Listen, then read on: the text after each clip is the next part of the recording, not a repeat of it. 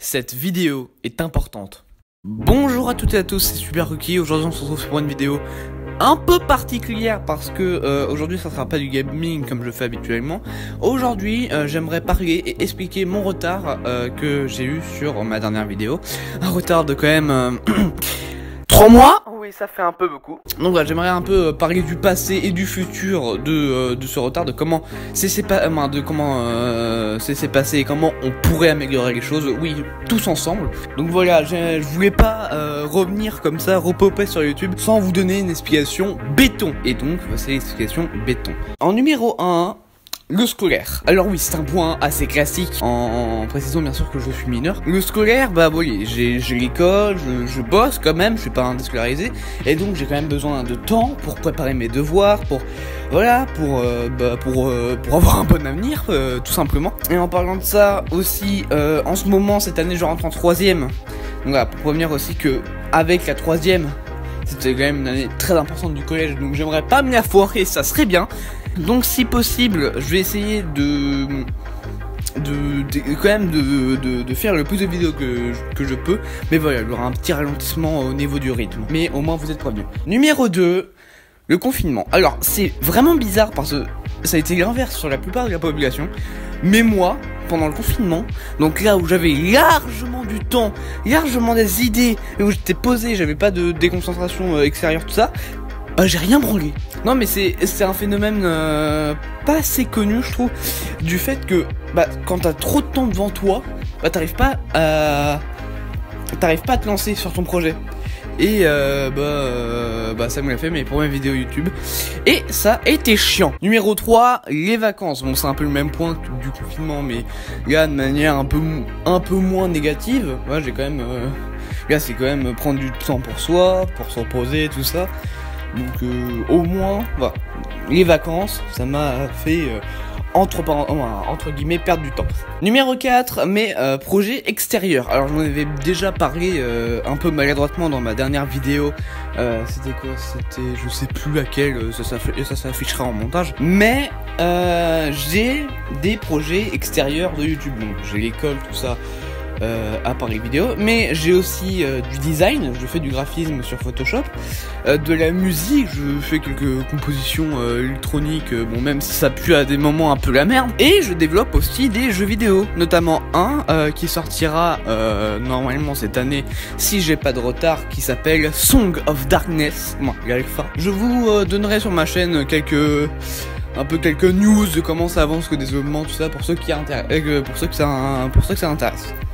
Juste pour dire qu'il n'y a pas que YouTube qui prend mes journées. Et de 5, je suis extrêmement déconcentrable. Je pense que si vous êtes un consommateur de podcast, vous avez forcément vu cette blague de style quelqu'un qui fait le ménage ou une tâche chiante de sa journée, qui reçoit une notification sur un de ses réseaux sociaux et donc qui abandonne complètement ce qu'il fait. Et bah imaginez cette scène, mais pour absolument tous les putains de moments de ma vie. Donc voilà, je vais pas vous faire un dessin, c'est très chiant. Donc la plupart du temps, je fais des projets, j'abandonne le lendemain. Donc ça m'arrive beaucoup avec des vidéos, non, réellement ça arrive énormément. Genre j'ai plus de 30% de mes vidéos qui sont annulées avant d'avoir fait le montage, parce que bah soit la vidéo était nulle, soit je me concentrais pas dessus, tout ça. Et donc c'est plutôt handicapant. Numéro 6, je suis très...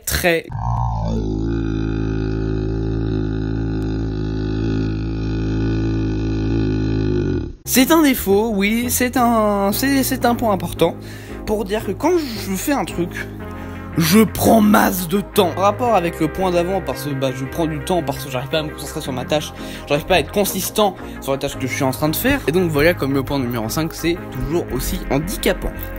Maintenant, j'aimerais parler du futur, de comment on peut améliorer cette chaîne pour que ces situations se reproduisent beaucoup moins. Parce que, on va pas se mentir, bah voilà, j'ai quand même perdu 2 abonnés, ouais, ça fait mal. Alors, numéro 7, y a participation. Bon, ça va être le dernier numéro, ça va être en 7 points, mais c'est la participation de vous. Oui, là je parle de vous. C'est parce que de plus en plus que je fais des vidéos, je remarque que bah, j'ai vraiment une audience faible, mais très faible. Je sais, bah oui, je sais, c'est complètement logique parce que je suis une nouvelle chaîne, on va dire. Je viens d'émerger il y a quoi, minimum 1 an. Alors attends, je crois que moi, 1 an, ouais, 2 ans plus. Je suis venu en 2018, novembre 2018. Donc ça va bientôt faire 2 ans que je suis sur la plateforme. Je débute, donc oui, c'est normal d'avoir une petite audience, d'avoir pas beaucoup de personnes qui m'écoutent, tout ça. Mais il y a quand même un problème, c'est que dans ma petite audience de 30, j'arrondis de 30 personnes, il y en a au moins, si je calcule, 5% qui participent à mes vidéos. Et ça, bah moralement, c'est un peu moyen. Alors je sais que là cette partie va être extrêmement dangereuse pour ma section commentaires, mais c'est chiant, je sais, c'est absolument chiant de vous dire, mais imaginez si vous devez rédiger un speech que vous devez dire à une trentaine de personnes. Donc voilà, vous pendant des mois vous préparez votre speech, vous êtes fier, parce que ça c'est important sur YouTube, c'est d'être fier de votre boulot. Mais ensuite, en train de le rester, vous remarquez que soit il y a que 5 personnes qui vous écoutent, soit il y en a bien 10, 25 qui est dans la pièce, mais qu'à la fin de votre speech, il y en a que 2 qui applaudissent ou qui participent au truc. Ah, c'est bah oui, vous avez votre satisfaction personnelle parce que vous êtes content de votre projet, vous êtes content de ce que vous avez fait, mais il n'y a pas que soi.